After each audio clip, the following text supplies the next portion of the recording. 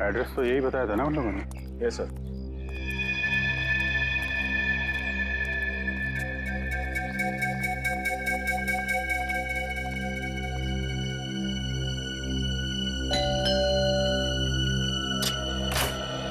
Mister Ravi. जी बोलिए। हम लोग ASDC बैंक से आए हैं आपके घर का वेरिफिकेशन करने। आपने नया खाता खोलने के लिए एप्लीकेशन दिया है ना? हाँ आइए आइए।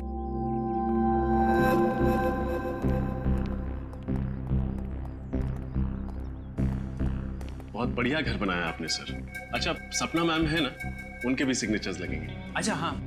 सपना सपना। क्या हुआ रवि? बड़े अच्छे कलाकार हैं आप लोग। आर्यन को रवि और शिमोना को सपना बुलाते हैं। मतलब? आप लोगों का खेल खत्म हो चुका है मिस्टर आर्यन और मिस शिमोना। कौन हो तुम लोग और हमारा असली नाम कैसे जानते हो? अरे भैया सुनो, जिस स्कूल में तुम पढ़ते हो ना उसके हम लोग हेडमास्टर्स रह चुके और तुम्हारे ऐसे 420 हमारे जेब में लेके घूमते हम लोग। देखो देखो मुझसे पंगा मत लो, बहुत खतरनाक आदमी हूं मैं। CID से खतरनाक तो नहीं हो सकते ना? CID? अरे कहाँ जा रहे?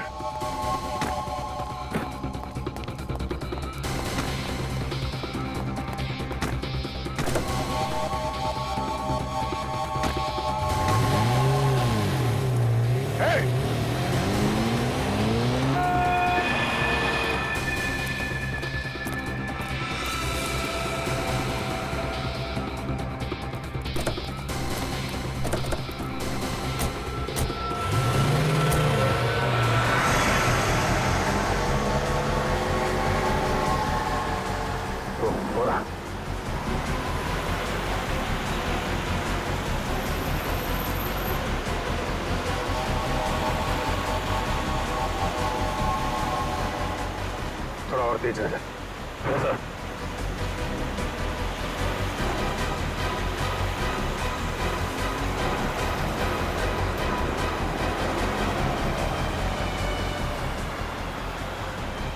ओवरटेक कर।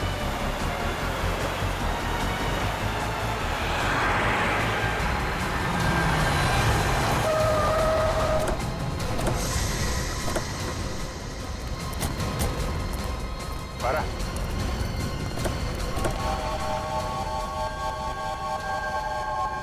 कहाँ भाग रहा है? क्यों किया ये सब? हाँ ये सच है कि पेंटिंग के बाद ही हम लोगों ने प्रोजेक्टर में गन फिट करी थी। 2.5 करोड़ रुपए तो तुम लोगों को वैसे ही मिलने वाले थे, फिर 3 खून करने की क्या जरूरत थी? क्योंकि अगर हम उनका खून नहीं करते तो वो हमारा खून कर देते। वो कौन? फिर वो पिछले महीने हमने एक आदमी को चूना लगाने की कोशिश करी जो हमारे जाल में फंसा ही रही। हाँ तो मैं कैसे यकीन कर लूं कि जो जेवरात आप हमें बेचना चाहते हैं वो सब असली हैं और राजा महाराजाओं के वक्त के हैं? अगर आपको हमारे ऊपर यकीन नहीं तो ये रहा उसका प्रमाण पत्र। ये मिस्टर अभिमन्यु, उस राजघराने के वारिस, उनका नाम और नंबर इसी में। और वैसे भी अगर आपके बॉस को हम पर यकीन नहीं होता तो नीलामी में 5 करोड़ रुपए की बोली क्यों लगाते? ठीक है, बिना भरोसे के कोई भी सौदा पक्का नहीं हो सकता है। ये लीजिए अपनी रकम।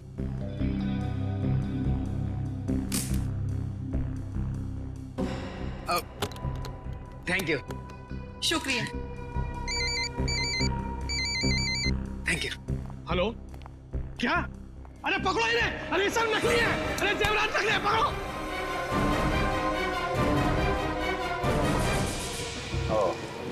तो उन लोगों ने सोचा कि तुम्हें पुलिस के हवाले करने की बजाय क्यों ना तुमसे एक जुर्म और कराया जाए।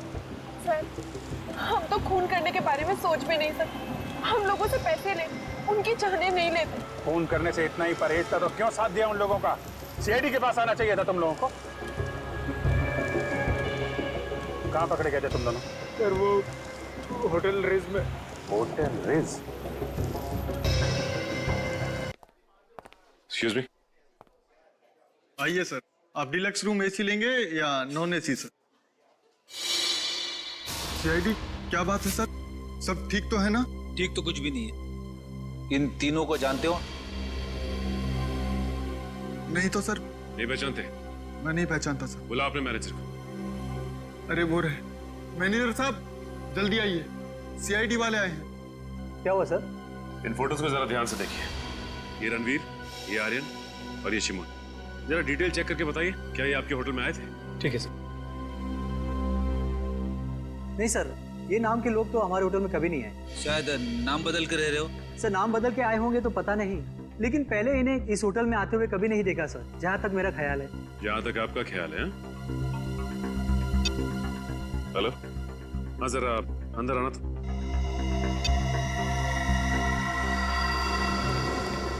हाँ सर। अच्छा ये बताओ कि रणवीर साहब यहाँ इस होटल में अक्सर आते थे? हाँ साहब, हफ्ते में 2-3 बार आ ही जाते थे किसी से मिलने। सुन लिया मैनेजर साहब आपने? कमाल की याददाश्त है आपकी। जो ग्राहक अक्सर आपके होटल में आते हैं आप उन्हें भी भूल जाते हैं। जी वो क्या हुआ, आपकी जुबान क्यों लड़खड़ाने लगी? हाँ सर, जबान नहीं सर। क्या छिपा रहे हैं आप हमसे? हाँ सर कुछ भी नहीं छुपा रहा हूँ मैं। हेलो, हाँ सर। क्या? ओह तो ये बात है। हाँ सर, मैं होटल रेट्स में ही हूँ, मैं खाली होकर आपको फोन करता हूँ। Okay okay. क्या हुआ? शिमोना और आर्यन ने अपना गुनाह कबूल कर लिया है। 10 दिन पहले इसी होटल में एक ज्वेलरी एग्जीबिशन हुआ था, जिसमें फिर से उन लोगों ने एक बार किसी को बेवकूफ बनाने की कोशिश की, लेकिन नाकामयाब रहे। अब क्या कहना है आपका मैनेजर साहब? हाँ, हम लोगों को माफ कर दो सर, किसी ने हम लोगों को पैसे दिए थे ताकि आप लोगों के सामने मुंह ना खोले। अब मुंह खोलने का समय आ गया है। अब ये बताओ कि ये पैसे तुम्हें किसने दिए थे, और रणवीर इस होटल में किससे मिलने आता था? सर वो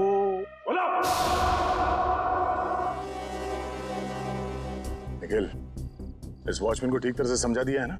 हाँ सर समझा दिया, लेकिन थोड़ा डरा हुआ है। सर ये जो कोई भी है जो आर्यन और शिमोना को फंसा रहा है, बहुत चालाक है। वो खुद तो कभी सामने नहीं आया, उसने अपना सारा काम अपने स्टाफ के जरिए करवाया। आशय, पर अब इस चेहरे का मुखौटा ज्यादा देर तक नहीं रहेगा। बहुत जल्द हम इसके जुर्म के खेल का पर्दाफाश कर देंगे। सर नाम लिया और मुजरिम हाजिर।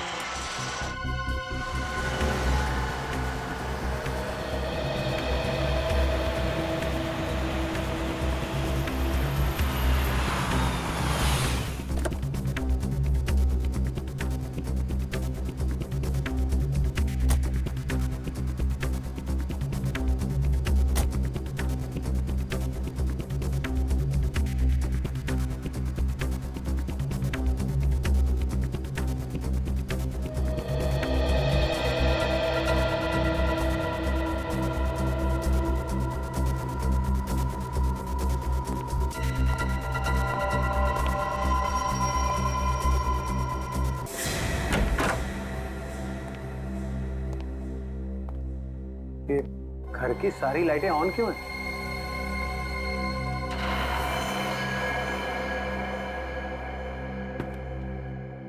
कौन है? कौन है वहां पर? नीचे आओ। अरे क्या हाल है विशाल भाई, कैसे हो? दांत का दर्द कैसा है? मैंने कहा था ना आपको 2 बार ब्रश करना सोने के बाद उठने से पहले। तुम यहाँ क्या कर रहे हो? क्या आप मुझे यहाँ देख के खुश नहीं है? तो जरा पलट के इस तरफ देखो, शायद हमें देख के कुछ खुशी मिल जाए आपको। अरे सर, आप लोग यहाँ पर मेरे घर में? क्या खूनी का पता चल गया सर? हाँ पता चल गया, तो हमने सोचा कि खुद चल के अपने हाथों से उसका जबड़ा हिला दे। जबड़ा हिला दे?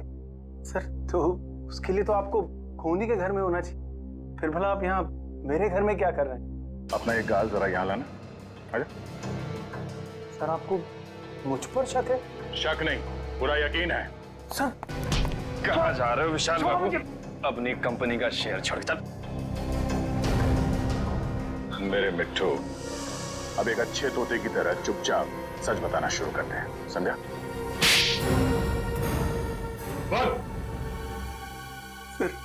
सर ये सच है कि मैंने रणवीर, ईशान और कृतिका के खून में साथ दिया था, और सर मैंने उनके खून की साजिश नहीं रची थी सर। तुमने नहीं रची? नहीं सर। तो फिर किसने रची? मुझे नहीं मालूम सर वो कौन, मैं उससे कभी मिला भी नहीं सर।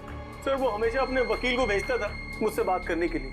सर लगता है हमें गुमराह करने के लिए कहानियां बना रहा है। उन तीनों की मौत के बाद सारी दौलत तो इसकी हो गई, उसके पास सबसे ठोस वजह थी उनको मारने की। नहीं मैम, सर वो चाहता था कि मैं इस कंपनी को दिवालिया घोषित कर दूं और उसके बाद इस कंपनी को एक नकली फर्म में बेच दूं ताकि वो बाद में उस नकली फर्म से कंपनी को वापस खरीद ले। बहुत लंबी प्लानिंग की थी खूनी ने। अब तुम एक काम करो, उस वकील को फोन लगाओ और उससे वो कहना जो अब हम तुम्हें बताएंगे। हैं?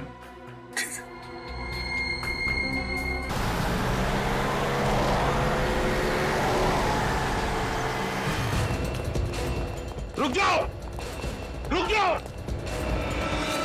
भाग भाग, पीछे मुड़ के मत दिखना। सीआईडी वालों को अपना मुंह नहीं दिखाना है। जल्दी चलो वरना बुरी तरह से फंस जाएंगे हम। रुक जाओ ना तो गोली चला दूंगा मैं। श्रेया, पकड़ो उन्हें।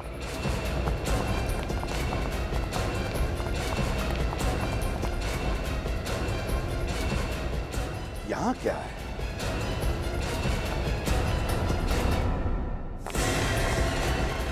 रुक जाओ। अब धीरे धीरे घूम जाओ।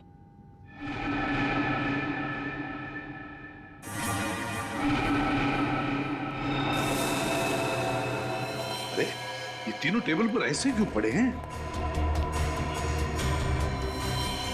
खून?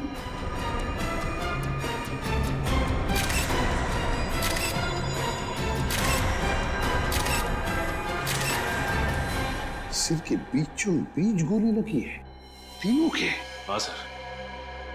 हेलो रजत सर, ये इन तीनों के सिर में गोली मारी गई है। लगता है उन तीनों ने ही खून किया इनका। छोड़ो मत उन्हें, पकड़ो उन्हें। 3-3 खून कर दिए तुम लोग। क्या सोचा था हमसे बच के निकल जाओगे? खून? लेकिन हमने किसी का खून नहीं किया है। झूठ मत बोलो। कॉन्फ्रेंस रूम में पड़ी 3 लाशें गवाह हैं तुम्हारे जुर्म की। हम सच कह रहे हैं सर, हम यहाँ उनसे मिलने आए थे, उन्हें मारने नहीं। अगर आप लोगों ने किसी को मारा नहीं तो फिर भाग क्यों रहे थे? क्योंकि जिस मकसद से हम यहाँ आए थे वो तभी पूरा होगा अगर आप हमें पकड़े नहीं। जाने दें। कैसा मकसद? ये देखिए सर। हाँ। ये रहा चेक और इसके ऊपर खून लगा हुआ है। सर वो तीनों तो चेक लेने के लिए आए थे, तो फिर चेक लिए बिना कैसे चले गए? वही तो, आए थे चेक लेने के लिए लेकिन चेक लेकर ही नहीं गए, और तो और साथ साथ इन तीनों का खून करके चले गए। ये कैसे हो सकता है? पंकज, मिताली को लेकर आओ जल्दी। सर उन तीनों को पकड़ के रखा है। उन तीनों के नाम है मिंटू हसन, सुखी और मनप्रीत। श्रेय उन्हीं के पास है, लेकिन सर वो बार बार एक ही बात कह रहे हैं कि उन्होंने ये खून नहीं किए। मिंटू हसन, सुखी और मनप्रीत कह रहे खून नहीं किया। रजत, डॉक्टर तारिका को बुलवा लेते हैं और उससे इन तीनों की गन पाउडर टेस्ट करवाते हैं। पता चल जाएगा कितना सच बोल रहे, कितना झूठ। सारे कमरे की अच्छी तरह से तलाशी लेते हैं, कुछ ना कुछ तो जरूर मिलेगा। चेक करो।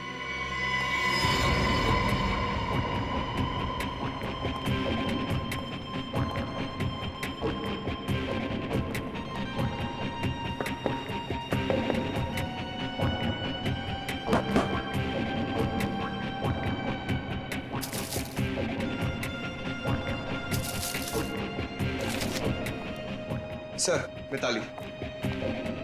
ये सब कैसे हो गया? किसने किया ये सब? मिताली, बताओ, यहाँ इस कॉन्फ्रेंस रूम में आने के लिए क्या तुम्हारे पूरे स्टाफ को परमिशन लेनी पड़ती है? हाँ सर, जब भी कॉन्फ्रेंस रूम में मीटिंग होती है कोई भी बिना इजाजत के इस कमरे में तो क्या इस फ्लोर पर भी नहीं आ सकता।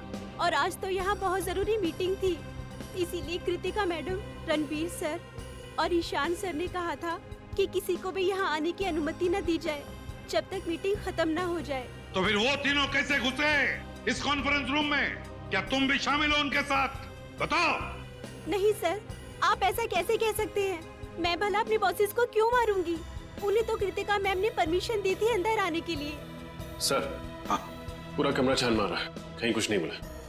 कुछ भी नहीं मिला? कुछ भी नहीं मिला इस कमरे में? है ना बड़ी अजीब बात। यहाँ इस कॉन्फ्रेंस रूम में आने के लिए और यहाँ से बाहर जाने के लिए सिर्फ एक ही दरवाजा है। यही दरवाजा है ना? हाँ सर। फिर ये सब हुआ कैसे? कैसे हुआ ये सब? जब हम लोग यहाँ आ रहे थे तब ये तीनों भी, मिंटू हसन, सुखी और मनप्रीत, भागे जा रहे थे यहाँ से। क्यों? और वो भी बिना चेक लिए। सारा चक्कर क्या है? कुछ ना कुछ तो गड़बड़ जरूर है। सर, हाँ, ये भी तो हो सकता है कि इन तीनों ने एक दूसरे को मार दिया हो। नहीं पंकज, मुझे नहीं लगता ऐसा हुआ है। अगर ये तीनों एक दूसरे को मारते तो कोई ना कोई गन तो हमें मिलती, कोई ना कोई गन। नहीं नहीं नहीं नहीं नहीं, इस सारी गुत्थी का जवाब इन तीनों के पास है। मिंटू हसन, सुखी, मनप्रीत।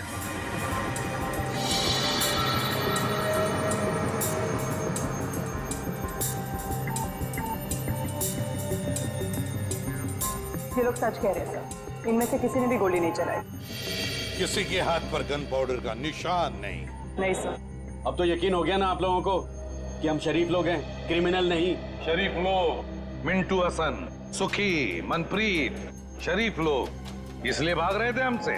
दरअसल हमें यहाँ आर्यन और शिमोना ने भेजा था 1.5 करोड़ का चेक लेने, लेकिन इससे पहले कि हम तीनों को मिल पाते गोलियां चल गई और हम लोगों को लगा कि पतली गली से कट लेने में ही समझदारी है। पतली गली से कट लेने में ही समझदारी है। अगर तुम लोग शरीफ होते तो या तो खूनी को पकड़ने की कोशिश करते या फिर सीआईडी को बुलाते। नहीं कर सकते थे मैं साहब, क्योंकि हमारी शराफत हमें हमारी मंजिल से भटका देती। मंजिल? जरा हमें भी तो बताओ, क्या मंजिल है तुम्हारी? है? एक मुजरिम। मुजरिम? कौन मुजरिम? मुजरिम नहीं, कैंसर है वो, कैंसर। एक ऐसा कैंसर जो समाज की जड़ों को खोखला कर देना चाहता है, और उस कैंसर से देश को बचाने के लिए हमें भी मुजरिम बनना पड़ा। पर हम सिर्फ छोटे मोटे जुर्म करते हैं, शरीफों को नुकसान नहीं पहुंचाते। हम तो बस इतना चाहते हैं कि हमारे गुनाहों से प्रभावित होके वो हमें अपनी दुनिया में एंट्री दे दे। इसीलिए भाग रहे थे तुम हमसे? पकड़े नहीं जाना चाहते थे, क्योंकि अगर पकड़े जाते तो उनके गैंग में घुस नहीं पाते, है ना? जी हाँ, क्योंकि अपने सारे काले धंधे सफेद चादर की आड़ में करता है, और जुर्म के दुनिया के कीचड़ की एक बूंद भी उसके पाप के महल को धाराशाही कर सकती है। इसीलिए हम नहीं चाहते थे कि हम आपके साथ पकड़े जाएं। लेकिन आप लोगों ने पकड़ ही लिया। ये शिमोना और आर्यन, इनका क्या संबंध है इस बात से? वो दोनों उसी के लिए तो काम करते हैं, और हम तो उन्हें बस सीढ़ी की तरह इस्तेमाल कर रहे थे ताकि उन तक पहुंच सके। मतलब शिमोना और आर्यन ने मिलवाया तुम्हें इस रणवीर, ईशान और कृतिका? जी हाँ, कल दोपहर आर्यन और शिमोना की नकली आर्ट एग्जीबिशन में। आर्यन और शिमोना दिख रहे हैं कहीं? वो रहे, शिमोना लाल सलवार में और आर्यन ब्लैक कोट में। अपने हुनर का गलत फायदा कैसे उठाया जाता है कोई इनसे सीखे। न जाने कितने लोगों को उल्लू बनाया इन दोनों ने अपने आर्ट और एंटीक के चक्कर में। गुड, काफी अच्छी जानकारी है आपको पेंटिंग्स की। मुझे लगता है ये वाली पेंटिंग हमारे कॉन्फ्रेंस रूम के लिए काफी अच्छी रहेगी। क्यों कृतिका? वाकई इस पेंटिंग में कुछ तो कशिश है। बिल्कुल ठीक है आपने कृतिका जी।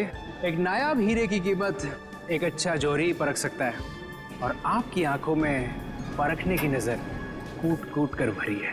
पर 3 करोड़ तो ज्यादा ही है इस पेंटिंग के लिए। अरे कैसी बातें कर रहे हैं आप? इस पेंटिंग के लिए 30 करोड़ भी कम है। और वैसे भी जो चीजें अनमोल होती है ना, उनकी कीमत नहीं लगाई जाती। क्यों आर्यन? क्या डायलॉग मारा है। जो चीज अनमोल होती है ना, उसकी कोई कीमत नहीं बताई जाती।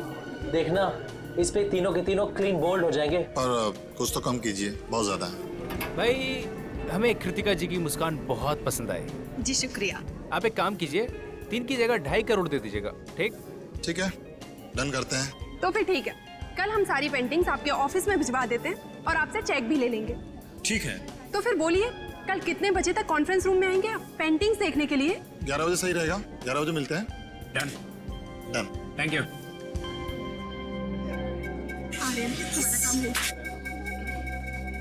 वैसे बहुत अच्छा फ्लर्ट कर रहे थे आप कृतिका जी के साथ। क्यों, तुमको बहुत जलन हो रही है क्या? कहो तो थोड़ा सा फ्लर्ट तुम्हारे साथ भी कर लो। भाई थोड़ी फ्लर्टिंग मेरे साथ भी कर लो मिस्टर आर्यन। आर्यन? नहीं, आर्यन नहीं, मेरा नाम केतन है। और मेरा नाम नटवरलाल। और ये सिमोना नहीं, मोना डार्लिंग। हाँ? लेकिन आप लोगों को ये कैसे पता चला? और हमें ये भी पता है कि कैसे तुम 200-500 रुपए की घटिया पेंटिंग्स को लाखों करोड़ों में बेचकर मासूम लोगों को चूना लगाते हो। Good job. कृतिका जी का दिल टूट जाएगा जब उन्हें पता चलेगा कि ये पेंटिंग नकली है, और वो जब उनकी मुस्कान की तारीफ कर रहे थे वो भी नकली है। समझे? कितना पैसा चाहिए तुम लोगों को? बड़े समझदार हो, जल्दी मुद्दे पे आ गया। हाँ, एक ठग को दूसरे ठग को समझने में ज्यादा वक्त नहीं लगता। हमें तुम्हारा पैसा नहीं चाहिए, हमें उस आदमी का पता चाहिए जिसके लिए तुम काम कर रहे हो। लेकिन क्यों? आप लोग हमारे बॉस तक क्यों जाना चाहते हैं? ये सोचना तुम्हारा काम नहीं है। अगर तुम चाहते हो कि तुम्हारी 420 की गाड़ी सही सलामत चलती रहे, तो जैसे कह रहे हैं वैसा ही करो। ठीक है, लेकिन आप लोगों को हमें ये गारंटी देनी पड़ेगी कि हम दोनों का धंधा चौपट नहीं होगा। दे सकते हैं? नहीं होगा। बस अब बताओ कैसे पहुंचेंगे उस तक? बहुत सरल है, बस आप लोगों को उन्हें यकीन दिलाना पड़ेगा कि आप लोग हमारे लिए काम करते हैं। पर वो कैसे होगा? सिंपल है, कल इस पेंटिंग के 2.5 करोड़ का चेक हम लोग नहीं, आप लोग लेने जाएंगे। शिमोना का इन तीनों से पूछना कि तुम लोग कॉन्फ्रेंस रूम में कितने बजे तक रहने वाले हो, ये बात कुछ हजम नहीं हो रही है। सर, हो सकता है इन तीनों का खून आर्यन और शिमोना ने किया हो। उन्हें ऐसा लगा हो कि हमारा भी काम हो गया और ये तीनों भी फंस गए। पंकज, जो तीनों भी आर्यन और शिमोना के कस्टमर्स थे तो वो उन्हें क्यों मारेंगे? नहीं नहीं नहीं नहीं, कुछ और ही चक्कर है। अच्छा, एक बात बताओ, तुम लोगों को कुछ याद आता है? कोई ऐसी खास बात जो हमें बताना भूल गए हो तुम? एसीपी सर, एक फोन तो आया था। आर्यन को? नहीं, रणवीर को। और वो बहुत गुस्से में बात कर रहा था फोन पे। नहीं, क्या बात कर रहा था वो? Excuse me. हेलो, क्या ऐसे कैसे खराब हो गया? उसे जल्दी से ठीक करवाओ। कल सुबह 11 बजे मेरी एक बहुत जरूरी मीटिंग है, उससे पहले ये काम हो जाना चाहिए, समझे?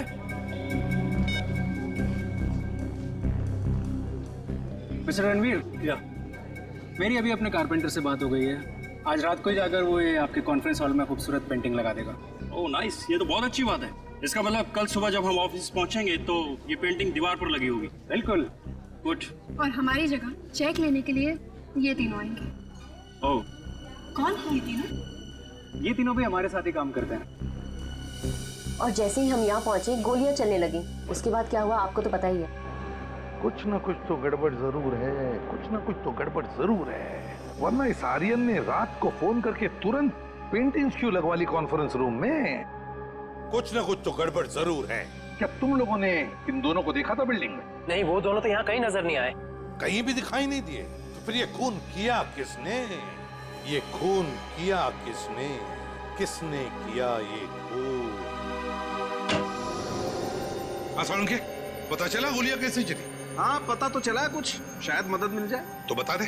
वैसे कृतिका, ईशान और रणवीर ऐसे ही बैठे थे ना कॉन्फ्रेंस रूम में? बिल्कुल ऐसे ही बैठे थे और तीनों के सिर के बीचों बीच गोली लगी है।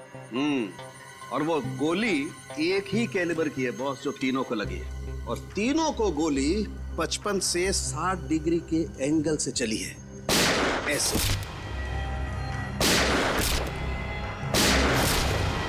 यो मतलब गोलियां ऊपर से नीचे चली है।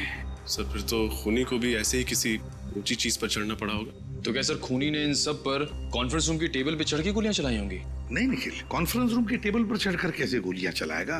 क्योंकि अगर खूनी या जो भी जिसने भी टेबल पर चढ़कर गोलियां चलाई तो फिर उसके जूतों के निशान मिलते हैं हमें। चलो, उसने जूते के निशान अगर साफ भी किए होते तो भी उसके जूते के नीचे जो धूल लगी रहती है वो तो मिल जाती, उसके ट्रेसेस तो मिल जाते हमें। वैसा तो कुछ भी नहीं मिला हमें। और एक बात सर, इन तीनों के शरीर पर कोई भी हाथापाई के निशान नहीं मिले। ओह, कोई भी हाथापाई के निशान नहीं? तो हो सकता है खूनी इन तीनों को जानता हो और शायद इसी बात का फायदा उठाया उसने और चला दी गोली।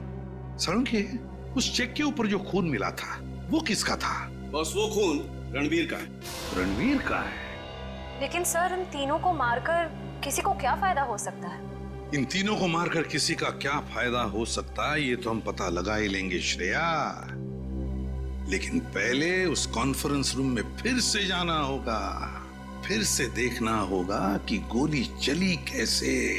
ऊपर से कुछ ना कुछ तो है उस कॉन्फ्रेंस रूम में जो हमारी नजरों से छूटा है। इस कॉन्फ्रेंस रूम में जाकर फिर से अच्छी तरह से देखते हैं, अच्छी तरह से।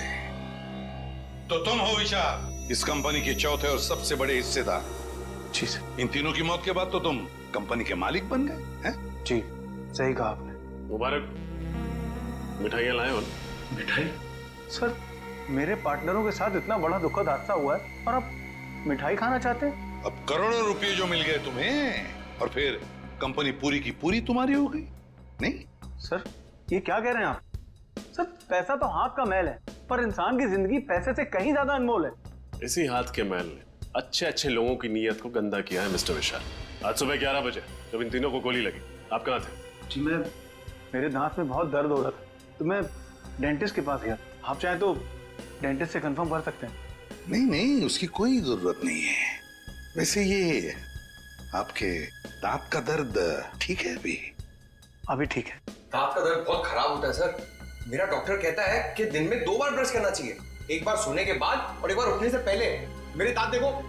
डॉक्टर पंकज, आपका लेक्चर खत्म हुआ और आप वैसे आप सर मैं अभय, कृतिका के हस्बैंड। ओ, क्या लगता है आपको?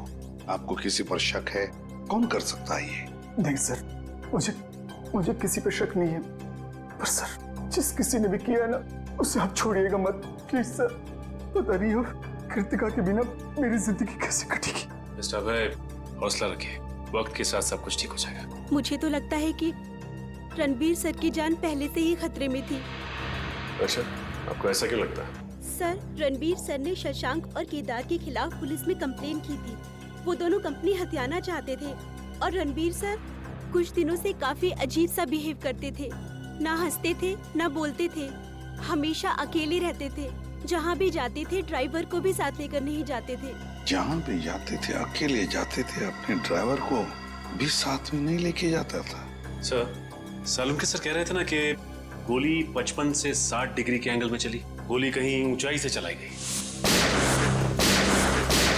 लेकिन सर, इस सारी जगह को देख के तो नहीं लगता कि गोली ऊंचाई से चली। सर, मेरी समझ में एक बात नहीं आ रही है। अगर कोई किसी को गोली मारेगा तो खड़े खड़े सामने ऐसे मारेगा, टेबल पे चढ़ के गोली क्यों मारेगा सर? सर, कहीं ऐसा तो नहीं कि गोलियां किसी चीज के अंदर से चली थी? हो सकता है, बिल्कुल हो सकता है श्रेया, बिल्कुल हो सकता है। इस कॉन्फ्रेंस रूम का कोना कोना छान मारो, एक एक इंच देखो, कोई भी चीज हमारी नजरों से छूटनी नहीं चाहिए, कोई भी चीज।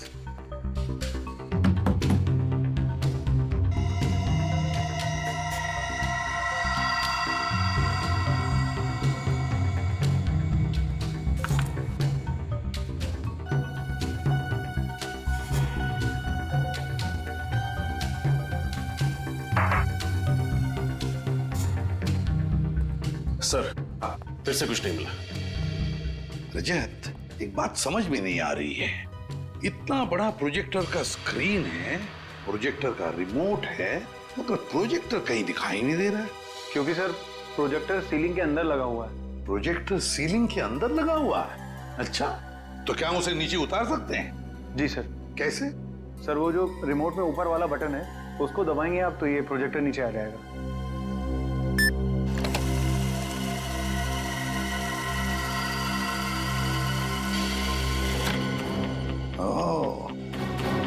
तो ये बात है, प्रोजेक्टर ऊपर सीलिंग के अंदर। विशाल जी, एक बात बताइए, ये रणवीर, ईशान और कृतिका, ये तीनों भी क्या मीटिंग के वक्त इन्हीं कुर्सियों पर बैठते थे या कहीं पर भी? जी हाँ सर, जब भी हम मीटिंग लेते थे कॉन्फ्रेंस हॉल में, ये तीनों इन्हीं जगहों पर ही बैठते थे। इन्हीं 3 कुर्सियों पर बैठते थे। रजत, उतारो इस प्रोजेक्टर को नीचे, खोलो।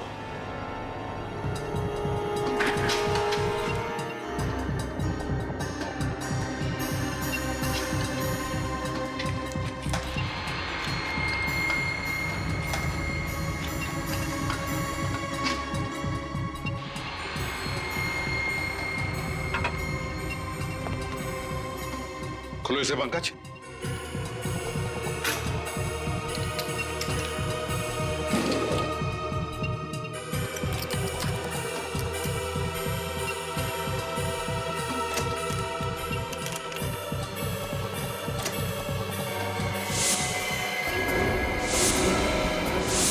वाह रे वाह, इसमें तो गन फिट की गई है।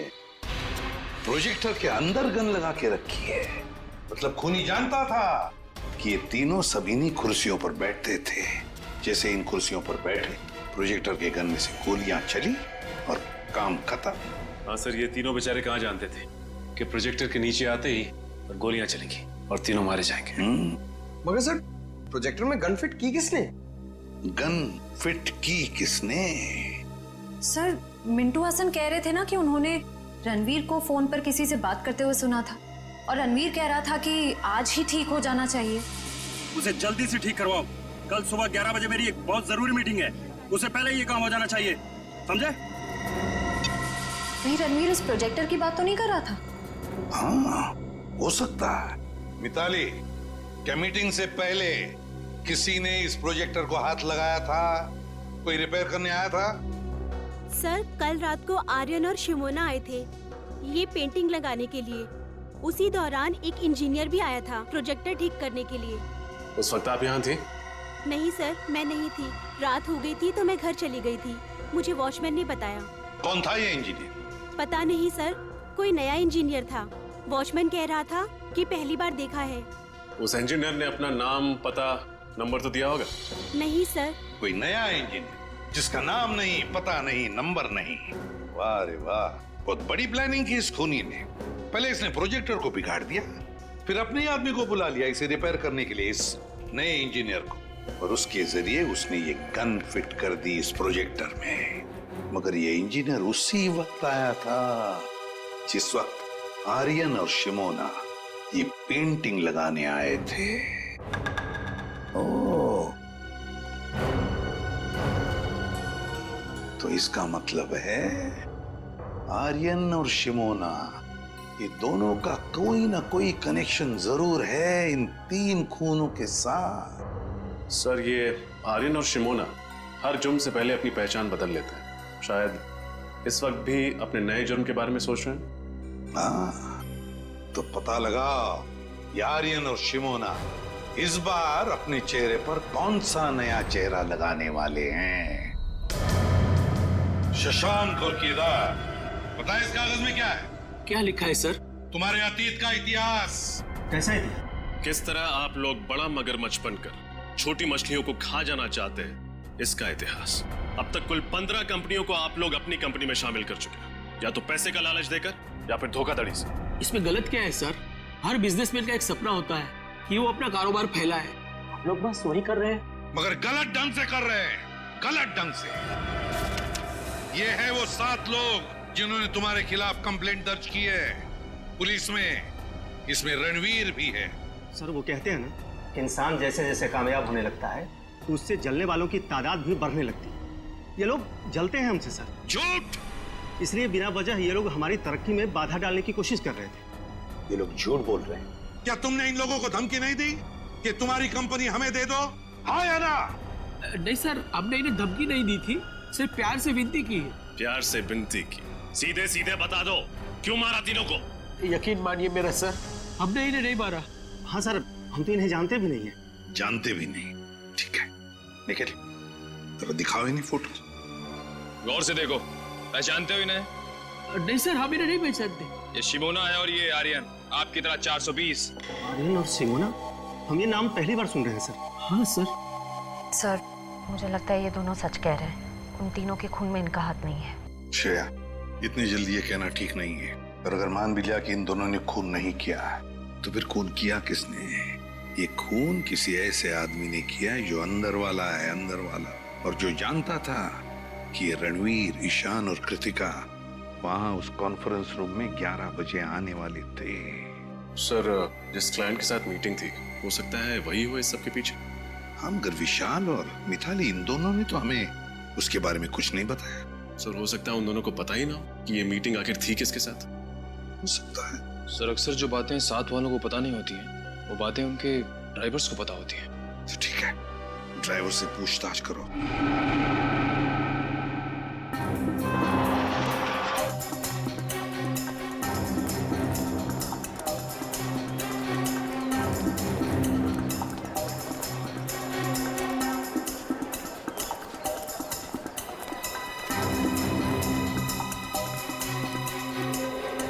एक्सक्यूज मी, मैं सीआईडी से इंस्पेक्टर सचिन हूँ।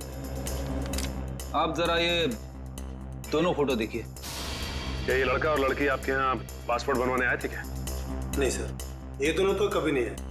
पूरे यकीन से कह सकते हैं कि कभी नहीं आए? हाँ सर, मैं पूरे यकीन से कह सकता हूँ कि ये नहीं आए। Thank you. वेलकम। ये आर्यन और शिमोना है। क्या ये दोनों आपके बैंक में नया अकाउंट खुलवाने आए थे? आर्यन और शिमोना? एक मिनट सर।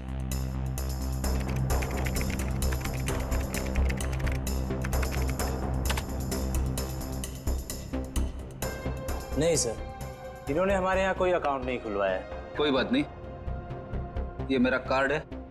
अगर ये दोनों आपके बैंक में आए तो मुझे फौरन इन्फॉर्म कर दीजिए। Okay sir. Okay, thanks. Vishal, आखिर कौन सी ऐसी जरूरी बात थी जो तुम इस अनजान जगह पे कर रहे हो? अगर तुम चाहते तो ये बात ऑफिस में भी हो सकती थी। सुरेश जी, बात बहुत जरूरी थी, इसलिए मुझे आपको यहाँ बुलाना पड़ा। कौन सी जरूरी बात थी? सुरेश जी, रणवीर ने ये कंपनी हमें बेचने से पहले किसी और को बेच दी है। अब इस कंपनी को बेचने का हक हमारे पास नहीं है। एक मिनट, क्या कहा आपने? इस कंपनी को बेचने का हक आपके पास नहीं? हाँ, मैं सच कह रहा हूँ। रणवीर ने बाकी सारे पार्टनरों के साथ गद्दारी की और इस बात की भनक तक नहीं लगने दी किसी को। अच्छा ये बताओ, इस कंपनी के नए मालिक का नाम क्या है? हम हैं। वकील साहब को हमारा प्यार भरा नमस्कार।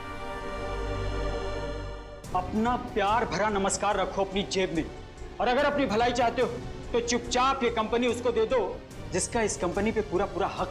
सुखी जी, हम तो इतने प्यार से बात कर रहे हैं इनसे और ये हमें धमकी दे रहे हैं। वो क्या ना मनप्रीत, ये लातों के भूत हैं, बातों से नहीं मानेंगे। ठीक कहा, बिल्कुल ठीक। इसीलिए आज मैं तुम दोनों को ऊपर भेजने का इंतजाम करके रहा हूं। किसी को पता भी नहीं चलेगा कि ये कंपनी कभी किसी और के नाम पे हुई थी। सर, मैं अब है कृतिका का हस्बैंड। ऐसे कैसे भूल दोगे? क्या समझ रखा है हमें? घर नीचे रखो, पहले सीआईडी को तो आने दो। सीआईडी आए? पहले मैं तुम्हें मार देता हूं। चुप! कहानी तो अब तुम्हारी खत्म होगी, फांसी के फंदे पर। कहाँ भाग रहे हो अभय बाबू? अभी तो तुम्हें अपने जुर्म कबूल करना बाकी है।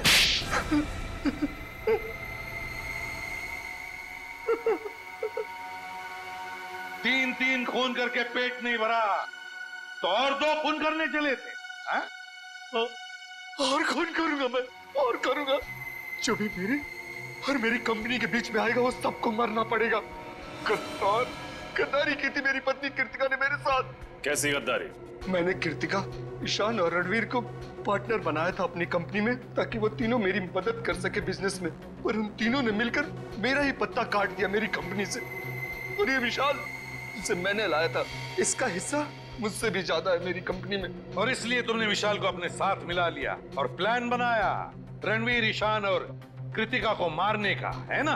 क्यों विचार? फिर तुमने आर्यन और शिमोना की मदद ली और कॉन्फ्रेंस रूम के प्रोजेक्टर में वो मैकेनिज्म फिट कर दिया, और ये बेचारे तीनों के तीनों मारे गए। तुम्हें पता था कि तीनों मरने के बाद इनका सारा हिस्सा विशाल को मिलेगा और विशाल कंपनी का मालिक बनेगा, और फिर किसी भी तरह से तुम विशाल से कंपनी हथिया लोगे। क्यों, है ना? हाँ, और क्या करता मैं? अपनी खोई हुई कंपनी पाने के लिए यही एक रास्ता था मेरे पास।